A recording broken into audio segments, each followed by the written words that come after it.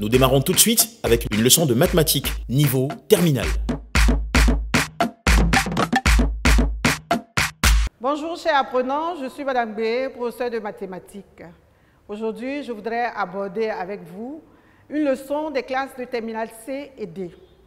Et la leçon est intitulée « Calcul intégral ». Ce cours va s'articuler autour de 4 points. Le premier point, intégrale d'une fonction continue. Le deuxième point, technique de calcul d'une intégrale. Le troisième point, calcul d'aire. Et le quatrième point, fonction du type qui a x associe intégrale de a à x de f de t dt. Observons ensemble l'image qui s'affiche sur l'écran. Cette image a deux parties. Une partie en vert et une autre en rose. La partie en vert est un rectangle. Le rectangle ABCD. Quand on regarde la partie en rose, cette partie-là n'est pas une figure connue par vous. Et donc, dans ce cours que nous allons faire, nous allons vous donner une méthode pour calculer l'aire de cette partie en rose. On va commencer la leçon par le grand 1. Grand 1, intégrale d'une fonction continue. Petit 1, notion d'intégrale. Petit a, propriété et définition. Soit f, une fonction continue sur un intervalle k. A et B, deux éléments de l'intervalle k. Et grand F, une primitive de petit f sur k. Le nombre réel grand F de B moins grand F de A ne dépend pas de grand F. Il est appelé intégrale de A à B de F. On le note, la notation au tableau, et on lit intégrale ou somme de A à B de f de x dx, ou bien grand F de x pris entre petit a et petit b. Donc, on a intégrale de a à b, f de x dx est égal à grand F de x pris entre a et b, qui est encore égal f de b moins grand F de a. Petit b, vocabulaire. A et b sont appelés bornes de l'intégrale. L'intégrale de a à b de f de x dx. La lettre x n'intervient pas dans le résultat de l'intégrale de a à b de f de x dx. On peut donc la remplacer par toute autre lettre différente de petit a et de petit b. On l'appelle ainsi la variable muette.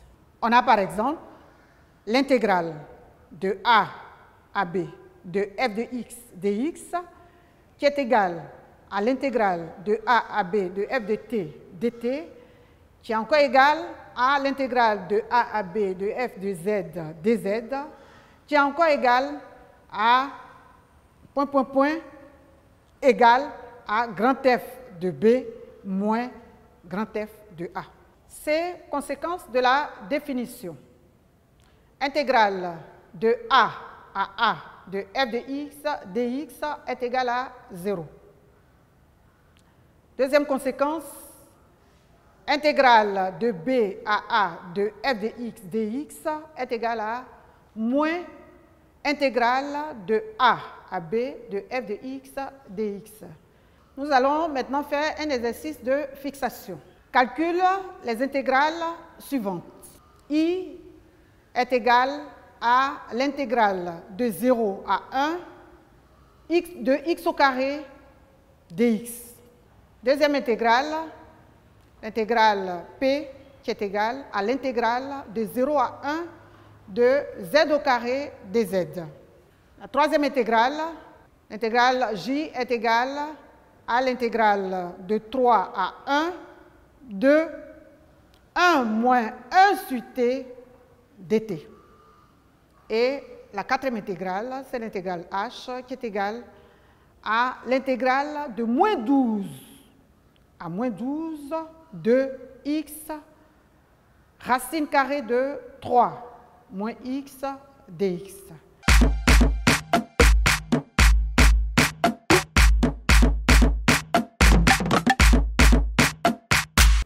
Nous passons à la correction. Considérons la fonction f continue sur l'intervalle 0, 1 et définie par f de x est égal à x au carré. Une primitive de la fonction petit f sur l'intervalle 0, 1 est la fonction grand F définie par grand F de x est égal à 1 tiers de x au cube.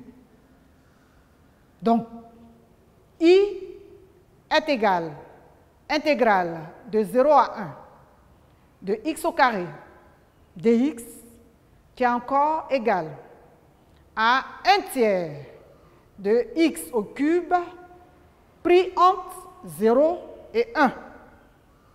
Et c'est encore égal à 1 tiers de 1 au cube moins 1 tiers multiplié par 0 au cube. Mais 1 tiers multiplié par 0 au cube est égal à 0. Et donc, on a 1 tiers multiplié par 1 au cube qui vaut 1 tiers. Donc, là où on a parlé de 1 tiers de x au cube pris entre 0 et 1, on va remplacer dans un premier temps x par 1. Donc, ça fait 1 tiers multiplié par 1 au cube moins. Après, on remplace x par 0 et on a 1 tiers multiplié par 0. D'où le résultat 1 tiers. On passe à la deuxième intégrale. Au niveau de la deuxième intégrale, quand on regarde bien, la variable c'est z. Mais au-dessus, on vous a expliqué que cette variable-là est muette. Et donc, quand vous regardez bien les deux intégrales, on a les mêmes bornes. Dans I, on a x au carré. Dans P, on a z au carré. Et donc, on constate qu'il y a l'égalité entre ces deux intégrales. Donc, I est égal à P. Donc, pour calculer P, on prend le résultat qu'on a déjà avec l'intégrale I. Ça veut dire que P est égal à I est égal à 1 tiers parce que la variable Z est muette. On passe à la troisième intégrale. Au niveau de la troisième intégrale, on va considérer f, petit f, une fonction continue sur l'intervalle 1, 3, est définie par f de t est égal à 1 moins 1 sur t. Une primitive de petit f, c'est la fonction grand F définie par grand F de t est égal à t moins ln de t. Donc, on écrit J est égal à l'intégrale de 3 à 1 de 1 moins 1 sur t dt, qui est égal à t moins ln de t pris entre 3 et 1, qui est encore égal à 1 moins ln de 1 moins, entre parenthèses, 3 moins ln de 3. On fait les calculs, on a 1 moins 3, parce que ln de 1 est égal à 0, plus ln de 3. Et donc, finalement, on a J est égal à moins 2 plus ln de 3. On passe à la dernière intégrale, H. h, c'est l'intégrale de moins 12 à moins 12 de x racine carrée de 3 moins x dx. Et on dit c'est égal à 0 car les bornes de l'intégrale h sont identiques. Petit d, interprétation graphique de l'intégrale d'une fonction continue et positive. Propriété.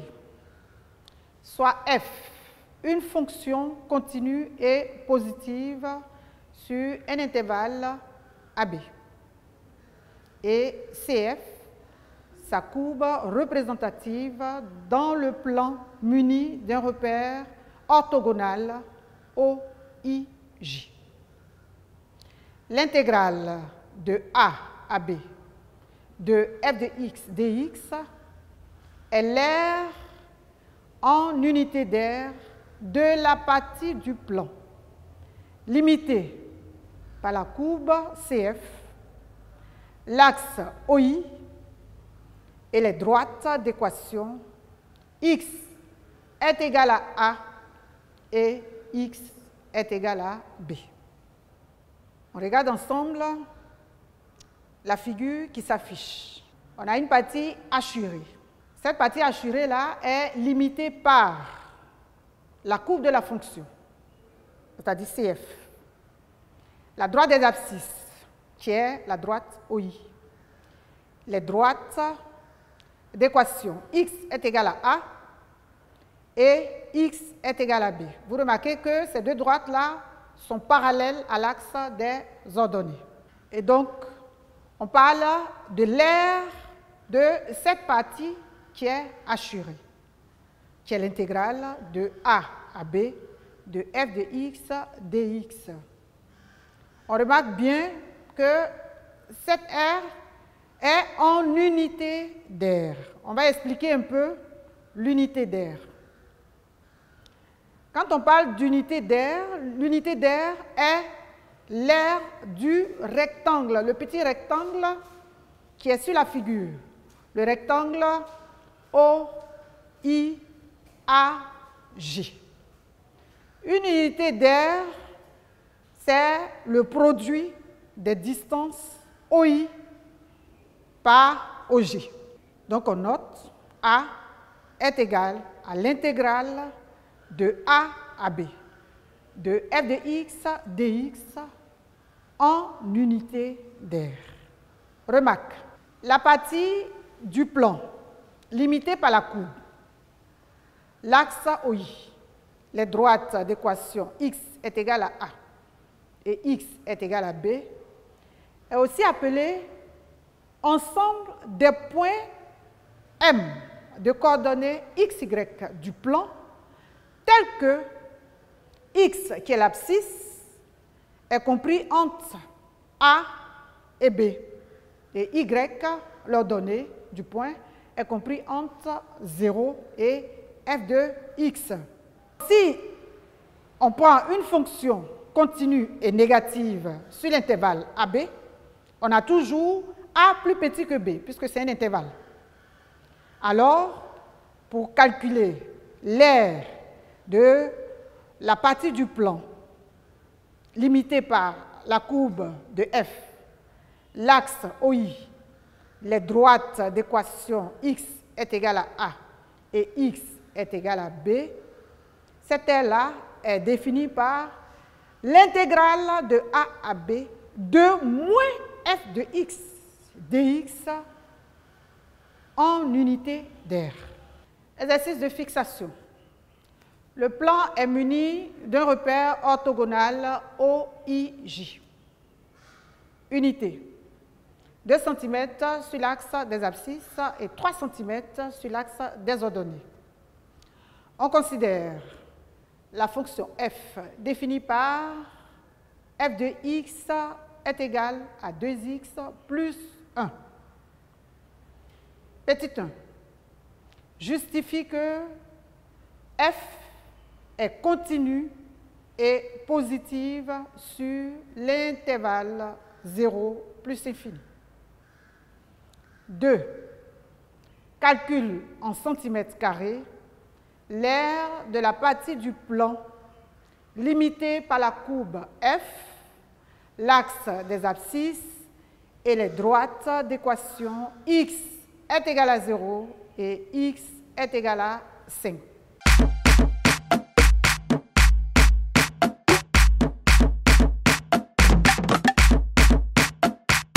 Nous passons à la correction.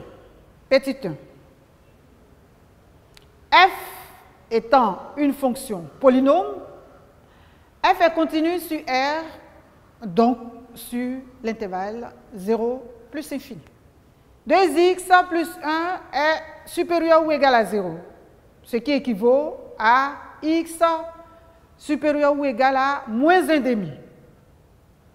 Donc f est bien positive sur l'intervalle moins 1,5 plus infini, en particulier sur l'intervalle 0 plus infini. Donc là, nous venons de montrer que la fonction est continue et positive. Et donc, on va passer au calcul d'air. N'oublions pas, l'unité d'air est en centimètres carrés 2 multiplié par 3, c'est-à-dire 6 centimètres carrés. Donc, on écrit A est égal. L'intégrale de 0 à 5 de 2x plus 1 dx, le tout multiplié par 6 centimètres carrés. Et donc, le 6, comme c'est un produit, on peut déplacer le 6 avant.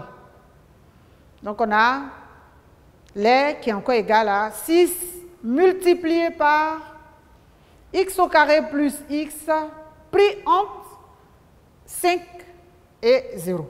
Donc, on va remplacer d'abord x par 5 et après x par 0. Le 6 étant toujours en facteur.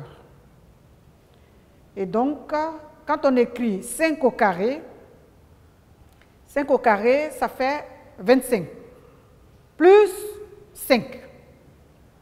Moins 0 au carré, plus 0 au carré. Donc, ça fait 0. Et donc, finalement, on a 6 multiplié par 30. Ça fait 180 cm². Nous allons maintenant passer au petit 2 du grand 1. Propriété de l'intégrale. Petit a, propriété algébrique. Première propriété, égalité de Charles. Soit f, une fonction continue sur un intervalle k. A, B et C, 3 éléments de l'intervalle k. On a l'intégrale de A à B, de f de x dx, qui est égale à l'intégrale de A à C, de f de x dx, plus l'intégrale de C à B, de f de x dx. Vous voyez que dans cette somme, il y a l'une des bornes qui est C. Et C, dans le premier thème, C est à la borne supérieure. Dans le deuxième thème, C est à la borne inférieure. Donc vous voyez un peu cette somme qui ressemble à l'égalité de Charles même sur le plan vectoriel. Nous passons à présent à un exercice de fixation. Soit la fonction f continue sur R définie par f de x est égal à 2x moins 1 si x est inférieur ou égal à 1 et f de x est égal à 1 sur x si x est supérieur ou égal à 1. Ici, on demande de calculer a qui est égal à l'intégrale de 0 à e de f de x dx.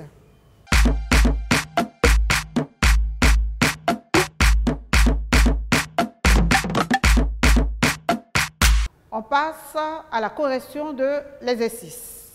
A est égal à l'intégrale de 0 à e de f de x dx qui est égal à l'intégrale de 0 à 1 de f de x dx plus l'intégrale de 1 à e de f de x dx. On a comme résultat intégrale de 0 à 1 de 2x moins 1 dx plus intégrale de 1 à e de 1 sur x dx, qui est égal à x au carré moins x, x au carré moins x, qui est une primitive de 2x moins 1. X au carré moins x pris entre 0 et 1, plus ln de x pris entre 1 et e. N'oublions pas, ln de x est une primitive de la fonction qui a x associé 1 sur x. Et donc, en remplaçant x par ces valeurs, on va avoir 1 moins 1, c'est-à-dire 1 au carré moins 1. Ça, c'est quand on a remplacé x par 1. Moins, on remplace maintenant x par 0, donc ça va faire moins 0. Plus, on fait de la même manière, on remplace x par e, ln de e, ça fait 1, moins ln de 1 qui est 0. Donc 1 moins 1, ça fait 0, et donc à la fin, on a bien le résultat qui est égal à 1. On passe maintenant à la propriété 2, la linéarité. Soit f et g, deux fonctions continues sur un intervalle k. A et B, deux éléments de l'intervalle k, et alpha, un nombre réel. On a,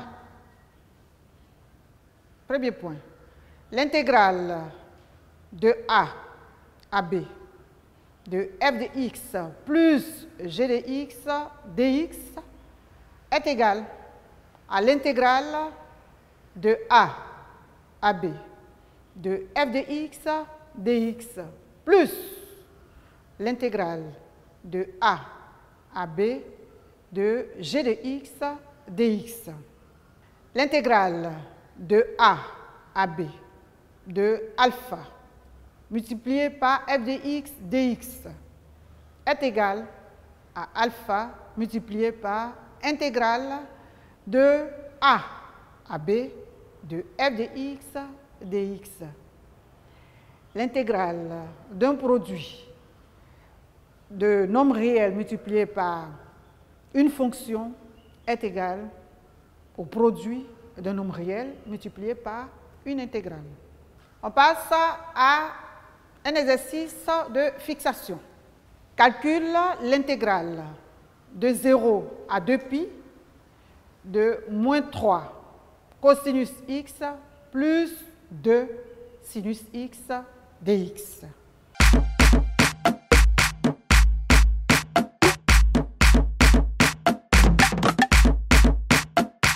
On passe maintenant à la correction de cet exercice. On a l'intégrale de 0 à 2pi de moins 3 cosinus x plus 2 sinus x dx est égal à l'intégrale de 0 à 2pi moins 3 cosinus x dx plus l'intégrale de 0 à 2pi de 2 sinus x dx. Vous voyez bien qu'on utilise la première partie de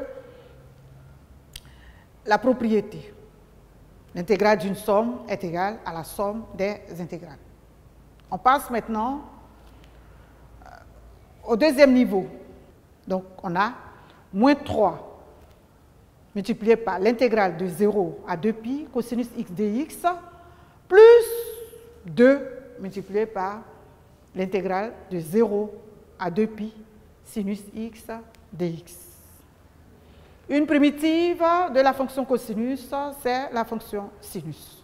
Et une primitive de la fonction sinus, c'est la fonction moins cosinus x. Et donc, on a moins 3 multiplié par sinus x pris entre 0 et 2pi, plus 2 facteur de moins cosinus x pris entre 0 et 2pi. Ici est égal Vous savez, on a sinus 2pi qui est égal à sinus 0, qui est égal à 0. Donc, on a moins 3 multiplié par 0, moins 0.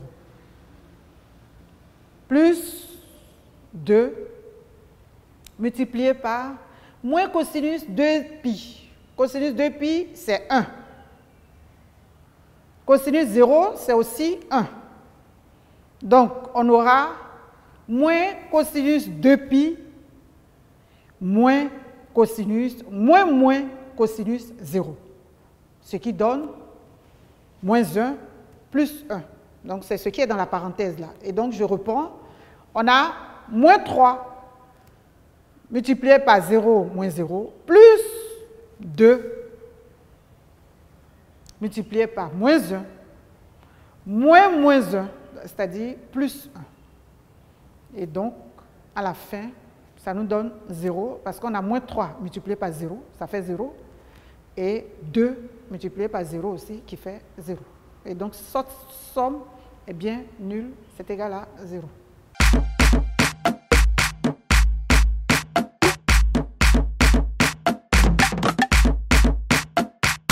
Merci.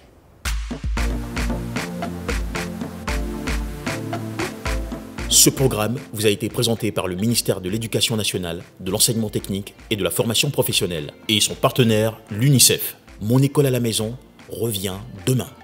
Pour plus de cours et d'exercices, rendez-vous sur le site école-ci.online. Bonne fin de journée.